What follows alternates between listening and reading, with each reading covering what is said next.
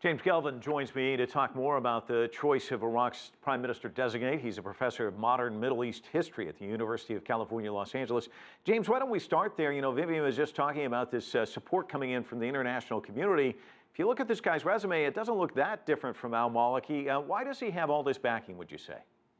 Well, I think Maliki has lost the support of the international community. He's certainly lost the support of Iraqis. So I think the attitude is anybody would be better than Maliki. And Maliki has done everything possible to alienate key elements of the Iraqi community, particularly the Sunni community. And he's also notorious for the level of corruption within his government. So I think, as I said, that the attitude now is, let's just get Maliki out of there and move with anybody different. Yeah, and Ban Ki-moon is calling for Iraqis to support the democratic process. Secretary of State John Kerry of the United States saying the U.S. would offer more military and economic help if there is an inclusive government. I want to get your thoughts on that. What are your predictions about the next step in the democratic process? Well, I mean, predictions are very, very difficult to make, particularly in a situation as fluid as this. So far, it looks like Maliki is losing the support of the armed forces, but that doesn't mean that he will surrender voluntarily his position. He did go to court, and the court ruled in his favor.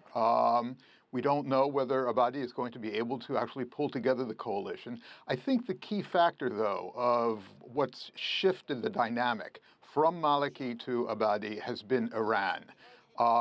Iran, for example, supports several of the military units and militias within Iraq. It also has quite a few politicians on its payroll. So I think that the Iranians, by tossing Maliki out, fundamentally were the ones who changed the dynamic in its entirely. There seems to be a window of opportunity for Abadi. What should he do? Well, what he has to do is to create some sort of inclusive government, as the international community is demanding. And that means one that includes not only Shiis, the community from which he comes, but also Sunnis and Kurds as well. And what he has to begin to do is he has to begin to peel many of the Sunni tribal leaders, many of the Sunni political leaders away from ISIS by creating this atmosphere of a much more inclusive government, stopping the clampdown on the Sunni community that's been taking place, and answering many of their demands. The Sunni community has real grievances.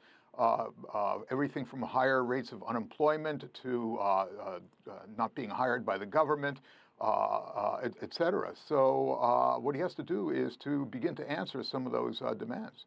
Can you talk a little bit about the international response on the humanitarian side? What are you seeing there, and is it being effective, do you think? Well, the efficacy is probably something that we have to wait to see.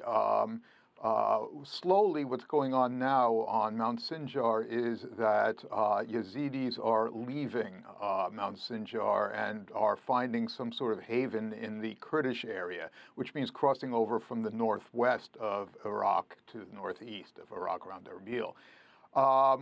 So that's the one thing that's going on. The other thing that's going on, of course, is the fact that humanitarian assistance is a way for the international community to get involved, but not too involved. In other words, the Germans have said, the French have said, the British have said, the Canadians have said that they want very much to get involved in the humanitarian efforts, but of course they don't want to get involved in direct confrontation with ISIS.